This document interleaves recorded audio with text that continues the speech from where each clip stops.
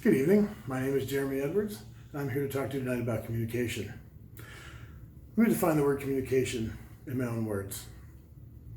I define communication as the passing of information from something able to send or display data to something able to comprehend it. You might notice that I said something and not someone. That's because it is not unique to the human race to have the ability to communicate. Anybody with a pet will tell you that they communicate with them on a regular basis and that it is effective. I see communication as two distinct parts. You have the origin or the sender. The origin displays, sends, however you like to term it, information to something.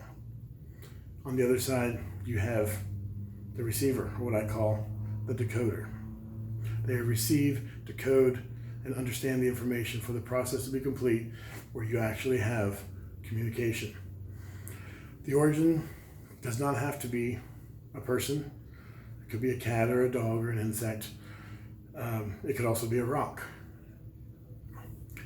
Rocks can display information, just as humans can display information.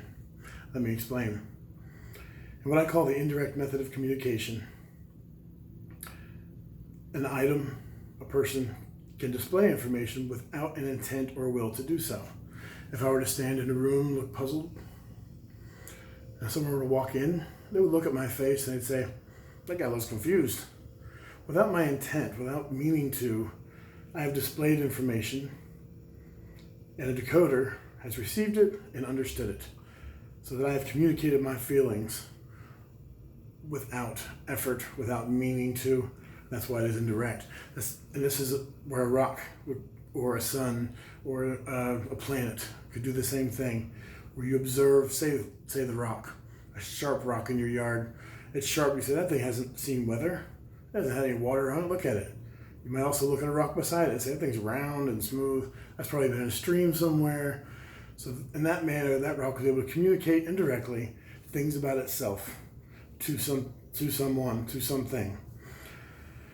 The most common form of communication, I would say, is what I call the direct method. Something with a will, an intent, and an ability sends information or displays information on purpose to a decoder or receiver.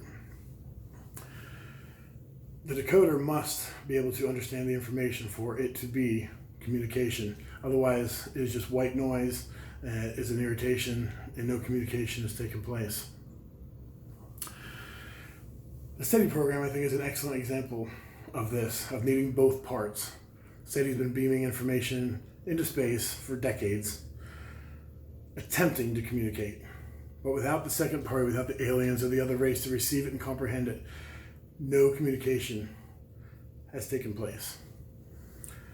To bring this all around, I want to make sure I made the points that not just people can communicate, there's all kinds of communication, and that it does take the two distinct parts of communication for it to be effective. Without both those parts together working properly, no communication has occurred.